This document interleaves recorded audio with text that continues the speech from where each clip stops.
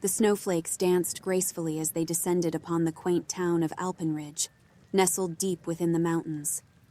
Each wooden house, adorned with twinkling fairy lights, exuded warmth against the biting cold.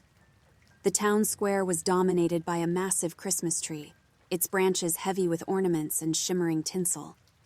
But as picturesque as it all seemed, a heavy fog that rolled in every evening gave the town an eerie, almost sinister appearance. I stood by my window, a cup of hot cocoa warming my hands, watching the children play in the snow. Their laughter echoed, a stark contrast to the silence that enveloped my home. My name is Kyla, and while the world celebrated the festive season, I was haunted by memories and tales of old. Every Christmas, as families gathered around fireplaces, my father would pull me close and whisper tales of Krampus, the horned creature that lurked in the shadows, waiting to punish misbehaving children. His stories were vivid, filled with the jingling of bells and the rattling of chains. They were meant to be cautionary tales, but to my young mind, they were nightmares brought to life.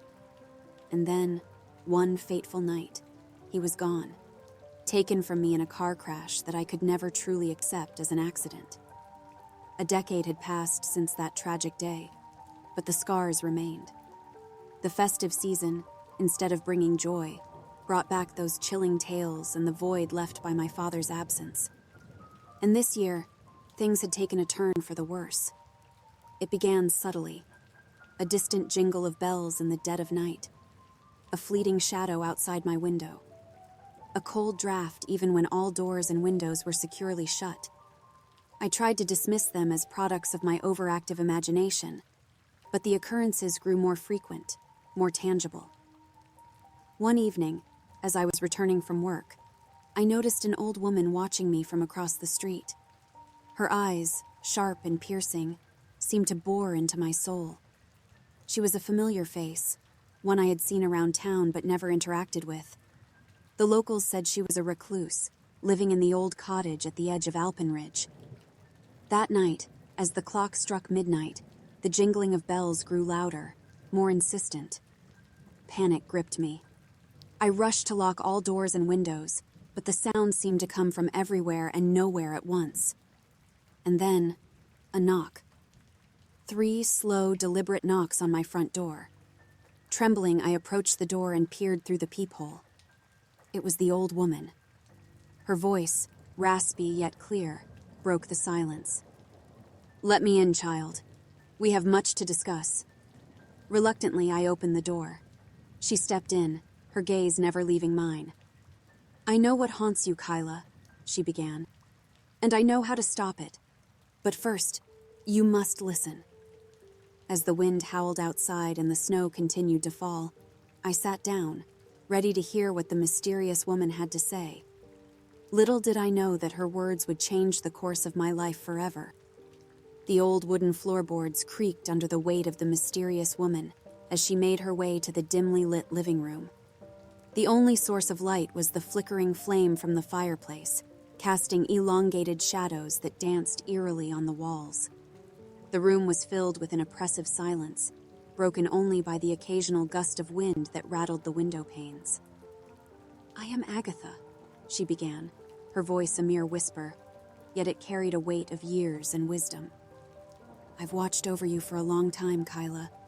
The darkness that surrounds you, it's been growing, feeding off your fear."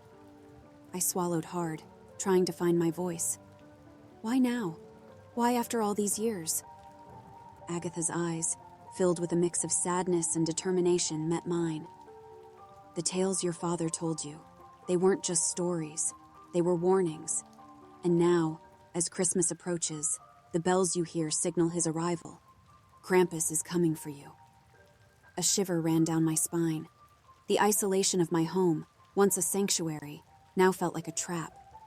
Located on the outskirts of Alpenridge, surrounded by dense woods, it was the perfect place for something sinister to lurk. "Every generation, one is chosen," Agatha continued. "Your father escaped Krampus's grasp as a child, but the creature never forgets. And now, it's your turn."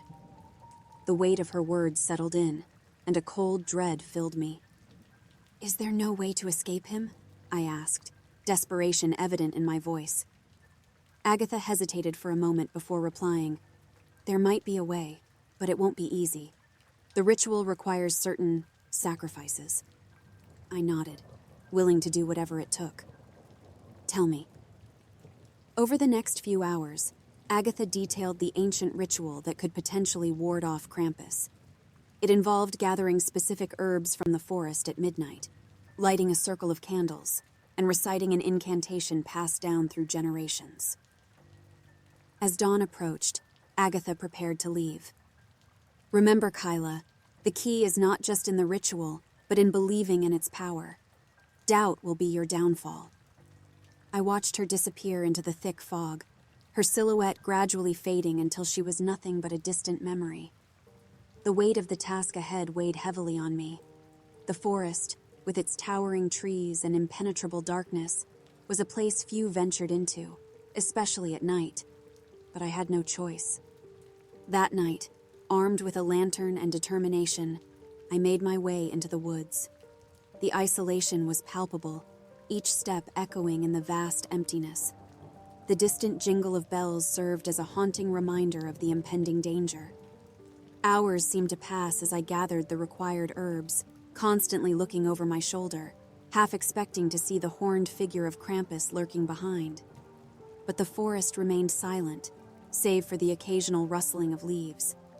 As I made my way back, the first rays of dawn began to break, casting a soft glow over Alpenridge. But the sense of relief was short-lived. The real challenge lay ahead. The evening sky was painted with hues of deep purples and reds as I began setting up for the ritual. The circle of candles, when lit, cast a soft, flickering glow, creating a stark contrast against the encroaching darkness. The herbs I had painstakingly gathered lay in the center, their aroma pungent and heady. Taking a deep breath, I began the incantation. The words, though foreign to my tongue, flowed with an eerie ease. The wind picked up, causing the trees to sway and groan, their shadows stretching and contorting, as if reacting to the ancient chant. But then, a sound cut through the night, the unmistakable jingle of bells.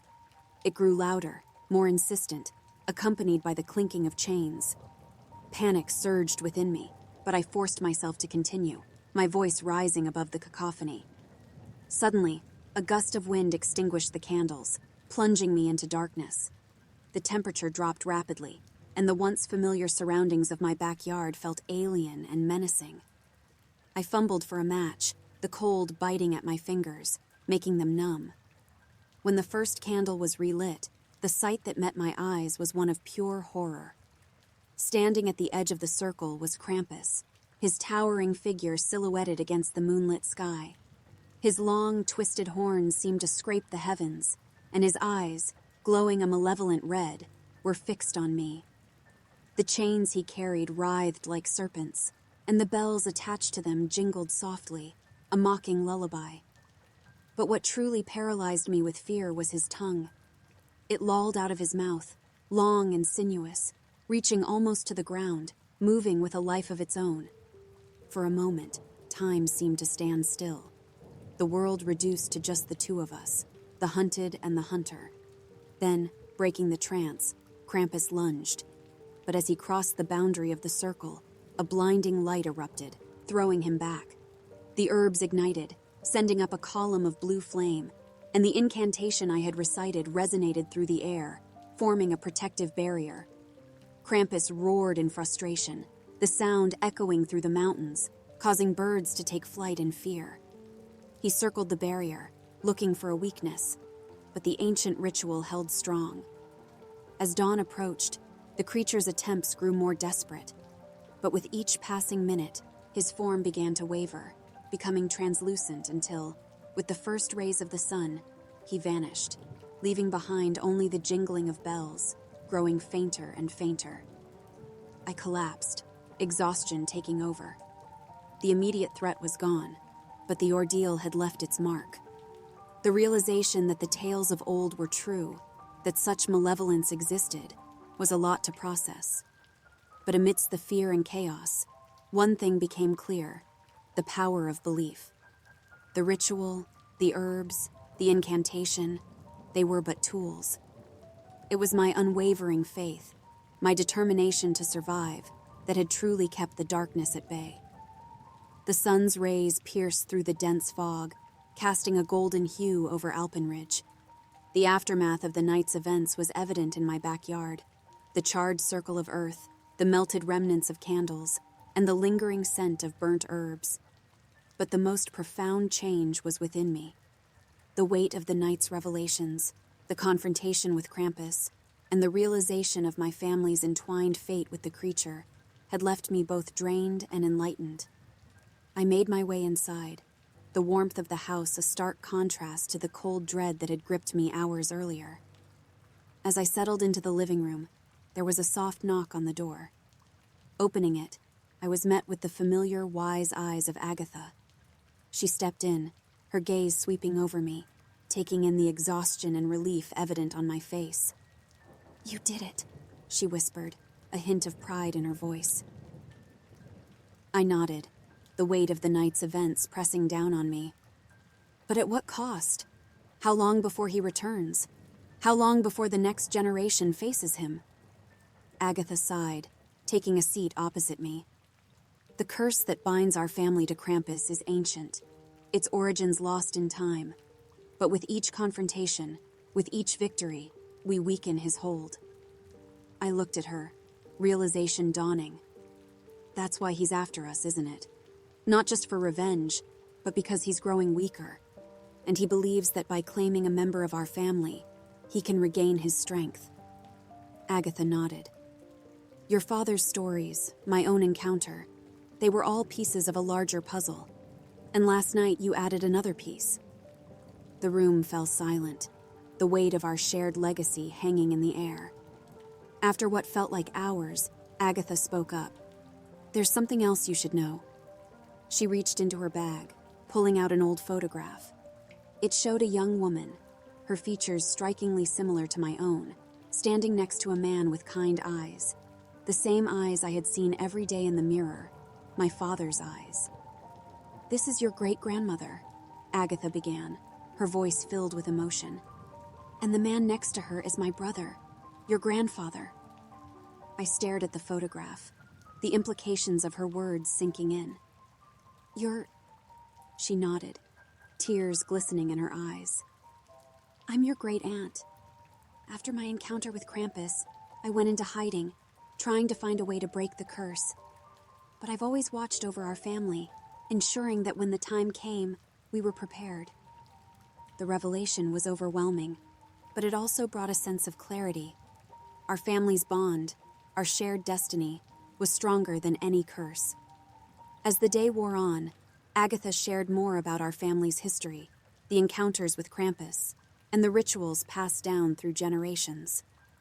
And as the sun set, casting a warm glow over Alpenridge, I realized that while the threat of Krampus loomed large, we were not alone in our fight. We had each other. The festive cheer of Alpenridge was in stark contrast to the unease that settled in my heart. The town was alive with twinkling lights, carolers, and the scent of freshly baked goods. But for me, the memories of that nightmarish encounter with Krampus were still fresh, casting a shadow over the celebrations. One evening, as snowflakes gently kissed the window panes, a notification pinged on my computer, an email with a video attachment.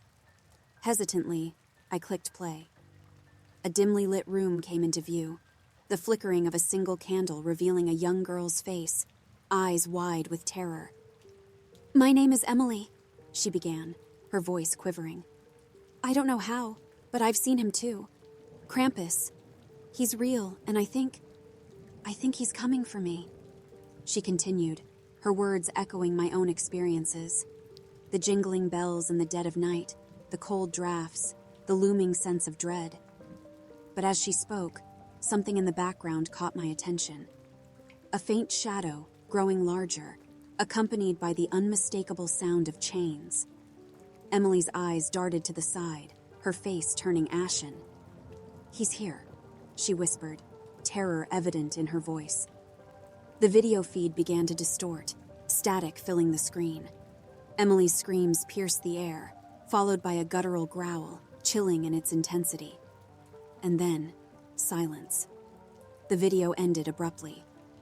I sat there stunned, the weight of Emily's message sinking in. She was out there, another soul tormented by the same creature that had haunted my family for generations. And now, she was gone. Days turned into a blur as I grappled with the implications. The curse wasn't just limited to my family. Krampus was real, and he was relentless. The fear that he could return, that any Christmas could be the one where he chose to strike, was a constant companion. Agatha, sensing my distress, tried to offer comfort. "We may not have broken the curse," she said, "but we faced him and survived, and that in itself is a victory." But the questions remained. Why us? Why now? And most importantly, would he return? As Christmas Day dawned, Alpenridge was a picture of serenity. Children laughed, families gathered, and the world seemed right. But beneath the veneer of normalcy, the fear lingered. That night, as I lay in bed, the wind howling outside, I couldn't shake off the feeling of being watched. Every creak, every rustle sent my heart racing. And as sleep began to claim me, a faint sound reached my ears. The distant jingle of bells. I sat up, straining to listen, but the sound was gone. Was it real, or just a figment of my imagination? The line between reality and nightmare had blurred, leaving me in a state of perpetual uncertainty. And so, as the first rays of the sun pierced the horizon, I made a decision. I would document everything, share our story with the world. Not as a warning, but as a testament to our resilience.